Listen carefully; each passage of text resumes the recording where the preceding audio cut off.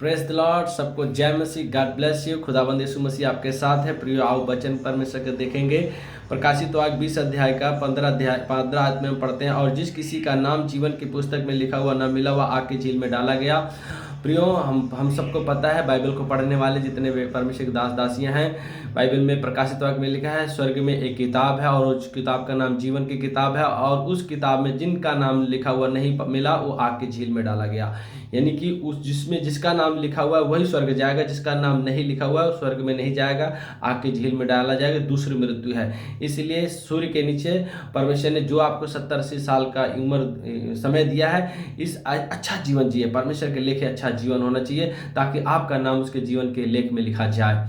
प्रियो, आपके पास 70 और 80 साल का समय है, शायद उससे कम भी हो सकता है, पर परमेश्वर आपको जो समय दिया है उसके दृष्टि में अच्छा जीवन जिए। उसके दृष्टि में आपका जीवन अच्छा होना चाहिए। हम पिछले दिन एक किताब पढ़ रहा था, वहाँ पे हम देखते हैं एक व्यक्ति के, एक राजा के विषय में मैं पढ़ रहा था कि एक राजा था जिसका नाम था सिकंदर महान। सिकंदर महान आधी दुनिया से ज़्यादा उसने क्या किया, तलवार के बल से विजय प्राप्त किया था। अपने जय का झंडा हर जगह पे गाड़ दिया था। और 33 साल की एज में उसने आधी से ज़्यादा दुनिया के ऊपर विजय प्राप्त किया था। पर 33 साल में उसकी शायद एक मच्छर ने उसे काटा और बीमार हो गया। और इतना बीमार हो गया कि उसके इलाज के लिए 4 बड़े डॉक्टर आए इलाज करने के लिए। और डॉक्टर इलाज करते रहे परंतु ठीक होने के बजाय उसकी तबीयत और ख़राब हो गई। और जब उसने जान लिया कि अब मैं बचूंगा नहीं, मैं मर जाऊंगा, मृत्यु मेरे सामने है, तो उसके मन में उसको याद आया कि मैं अपने जीवन काल में अपना समय मैं अपने माँ बाप के साथ नहीं बिता पाया था। तो उसको माँ की याद आई। तो उसने डॉक्टर को बोला कि डॉक्टर साहब, मेरी माँ से मुझे मिलना है और मेरी माँ के आने से पहले तक मेरा इलाज करो ताकि मैं बचा रहूं। और उसकी माँ को जब पता लगा कि मेरा बेटा बीमार है, तो उसकी माँ भी अपने बेटे से मिलने के लिए चल पड़ी वहाँ से। पर उसके आने में टाइम लगने लगा।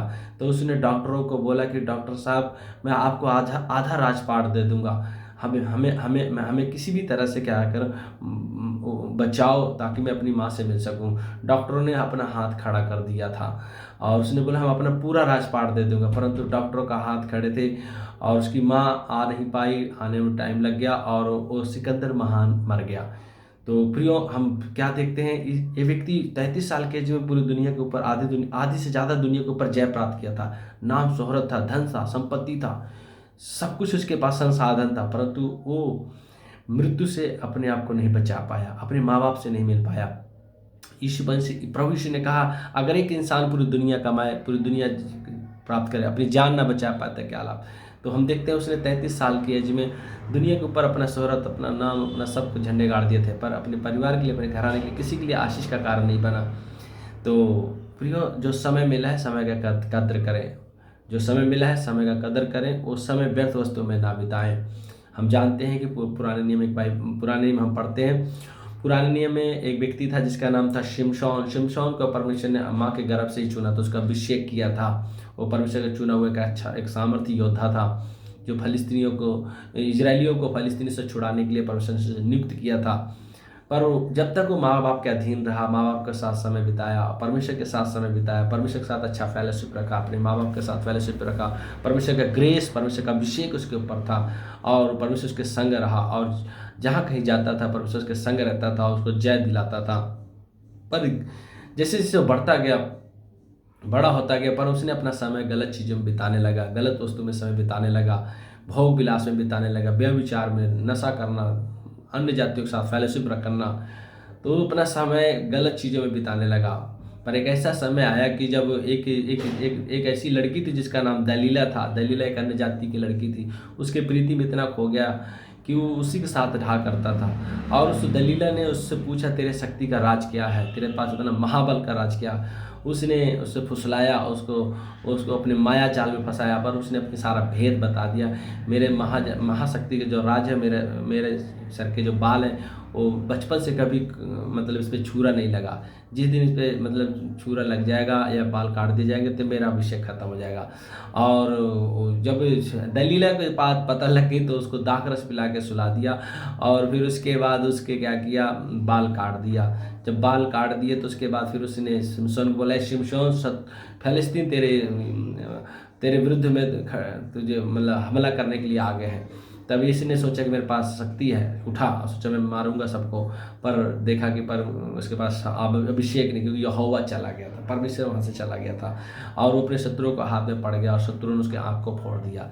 हम देखते हैं इसका समय जो था परमेश्वर के साथ और परिवार के साथ वो अच्छा था। जब उसने गलत लोग के साथ समय बिताया, गलत लोग के साथ रहना, संबंध, गलत चीज़ों के भोग विलास, गलत वस्तु की खोज, तो इसके जीवन में क्या हो, परमेश्वर के जो ग्रेस था खत्म हो गया, परमेश्वर का अभिषेक जो था खत्म हो गया, परमेश्वर की उपस्थिति चली गई। तो इसका जीवन क्या हो गया, अंधकार में चला गया, हानि हुआ, इसकी आँख की हानि हुई।